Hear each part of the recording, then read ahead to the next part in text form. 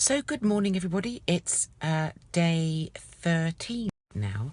Tomorrow's my next weigh-in, tomorrow evening. Just off now to the event with the pancake van, and got the very exciting job now of going to the cash and carry, so just doing the chores.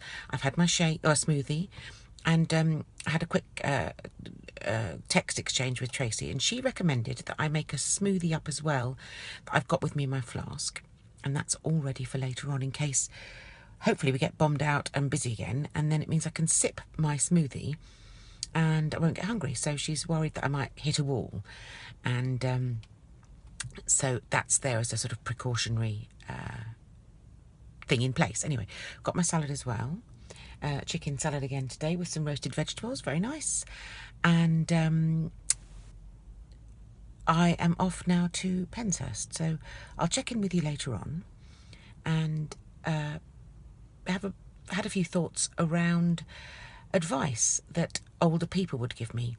It was interesting because yesterday my nephew was going for his first job, and so when I spoke to him in the morning, I was giving him a little bit of advice about, my thoughts about when I had my first job, and we were talking later on about it. I was saying to Sally, oh, you hope that they take it on board, you hope that they listen. And she said, well, we never did when we were that age.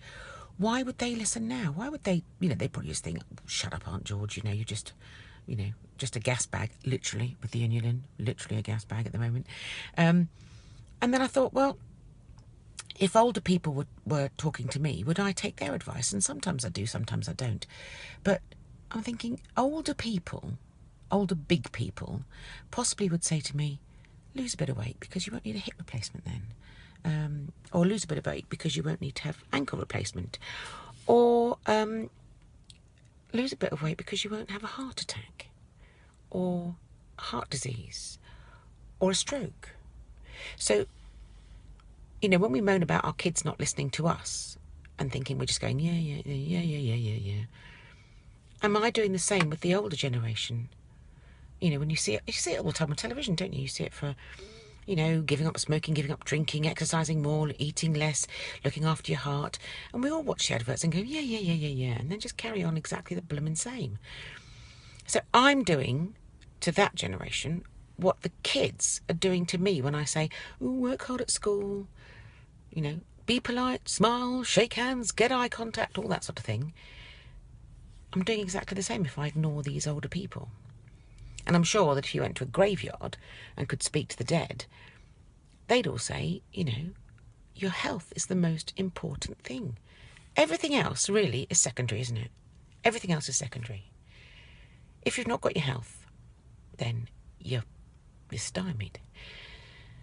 So what I'm trying to do in my mindset now is I'm trying to make this about my health rather than about my diet, because hopefully my health is more important to me than being a size 14.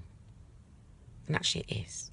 When you get to this age, you're more vulnerable of getting diabetes, you're more susceptible to strokes, all those sorts of things.